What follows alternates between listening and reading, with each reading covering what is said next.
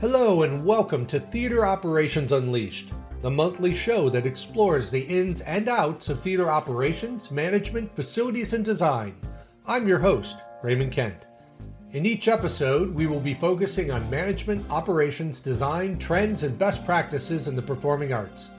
I hope to bring you both insights from my 4 decades in the industry, as well as engaging conversations with theater professionals about the challenges and rewards of their work. We'll also cover a wide range of topics from budgeting and scheduling to marketing and audience development, theater technology, and many other related topics. Whether you're a theater maker yourself or just interested in the industry, I hope you'll find this podcast informative and inspiring. So sit back, relax, or lean in, and let's dive into the world of theater. Welcome back, and today we are diving into one of the most transformative and often misunderstood areas of accessibility in the performing arts: assisted listening, audio description, and sensory technology. This is the episode where we are going to talk about how people actually receive the artistic experience, not just how they got to their seat, not how they navigate the lobby, but how they hear, see, and process the performance itself. And here's the guiding principle for today. The goal of assisted technology is not to create a separate, lesser experience. It's to deliver the same artistic experience through different channels. So let's explore what that means and what the law requires, what technology can do, and how we can design systems that truly honor the artistry on stage and the diversity in our audience. So let's start with a story, one that plays out in venues every night. A woman sits in the third row of a 600-seat concert hall. She's using an infrared receiver. The sound cuts in and out whenever someone moves in front of her. The audio is thin, compressed, and fragile. She monitors the battery life. She's anxious about missing something.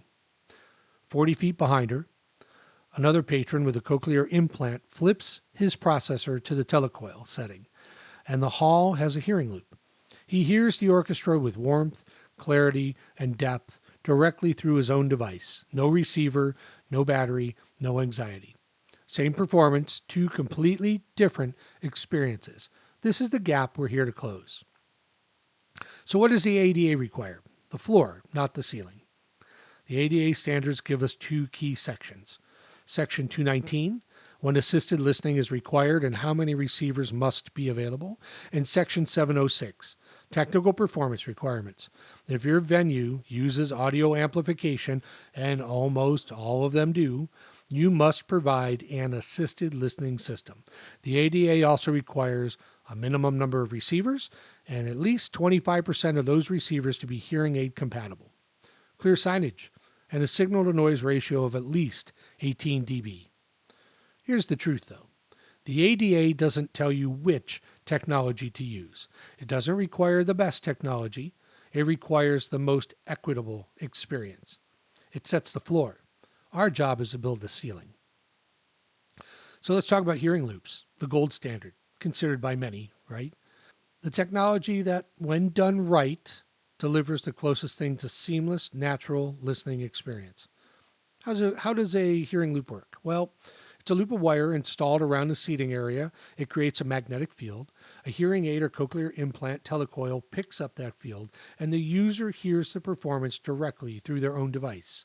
No receiver, no hardware exchange, no batteries, no stigma. Why is it superior? It uses a patron's own hearing device. It eliminates background noise, no line of sight issues, no interference from seat backs or bodies, no need to ask for equipment, no learning curve, no hygiene concerns, no anxiety about having to return hardware. So what is the standard? That all loops must meet the IEC 60118-4, the International Performance Standard. If a loop isn't installed to this standard, and this is critical, it has to be installed correctly, it won't perform well. And poor performance is the number one reason loops get a bad reputation. So if you're going to install one, make sure you have a qualified company, to do the installation. Best practice: specify the loops for all new construction. That's the easiest time to get it in. Use phase array loops for large or complex spaces. Extend loop coverage to lobbies and pre-function areas, not just the auditorium. and including backstage, requiring third-party testing. Use the telecoil T symbol everywhere. Train staff to explain how loops work. Hearing loops are not nice to have. They're the most equitable, dignified, and user-friendly solution we have today.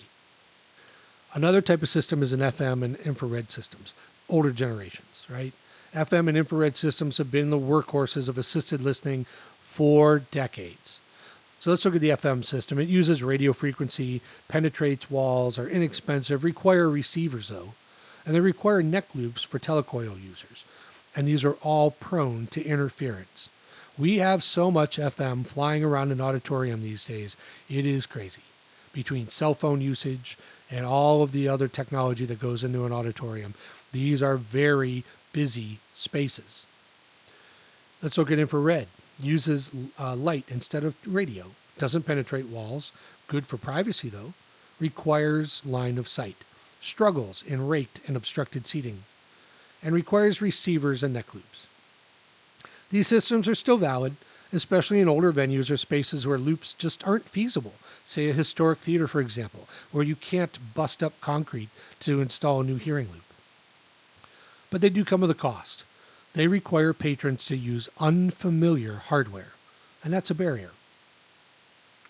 So let's talk about Auracast, Bluetooth and LE audio, and that's what's coming, right? It's here, it's being used. There are great companies out there like ListenTech that have this, and there are a lot of others. But Bluetooth LE audio, specifically Auracast, is the first Bluetooth technology designed for broadcast audio to large groups. This can be transformative. And a lot of venues are doing dual systems, where maybe they have both Auracast as a new installation, maybe they have a coil, maybe they have infrared, or maybe they have FM, but they're adding this in. Imagine patrons tuning in with their own hearing aids, or with smartphones, no pairing, no receivers, no hardware exchange, no stigma. We're not fully there yet. It's coming, and it's going to get more and more compatible as time goes on. The installed base of a compatible device is still small.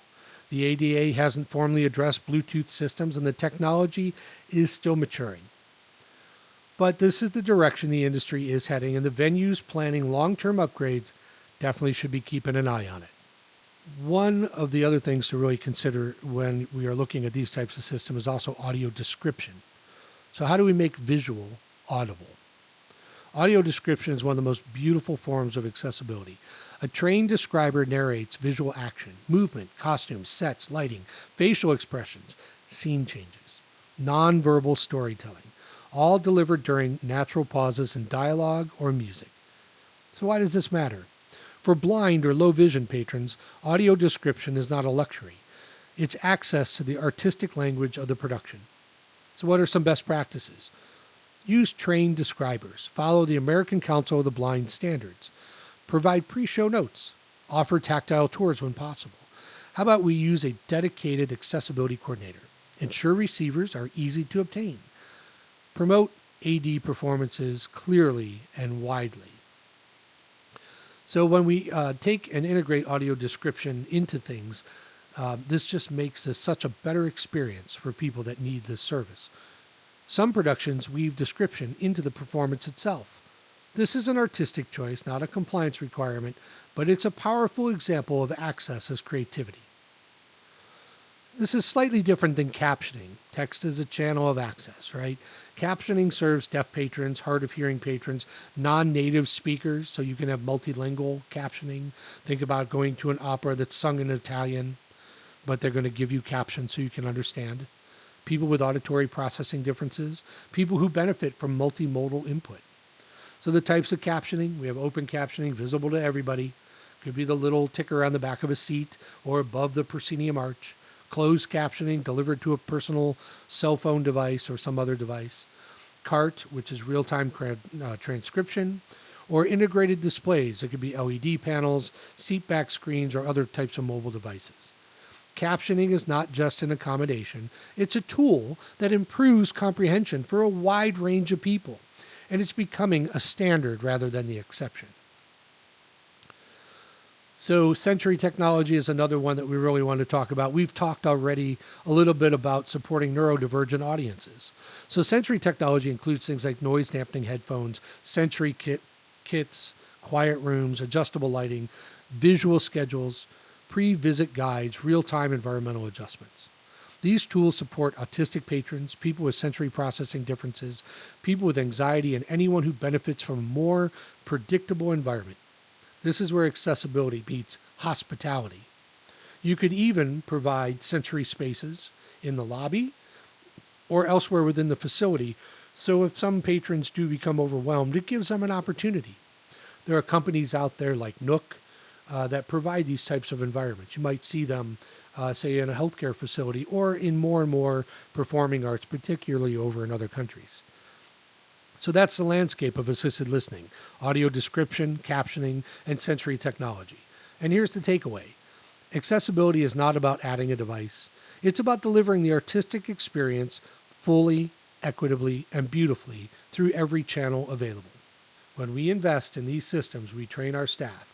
When we communicate clearly, when we design with an intention, we are not just complying with the law, we're honoring the art and the audience. In the next episode, we'll continue our journey through the building, exploring backstage and production environments where artistic and technicians work. So let's keep building stages and experiences where everybody belongs. Thanks for taking the time today to listening to Theater Operations Unleashed. We hope to see you next month.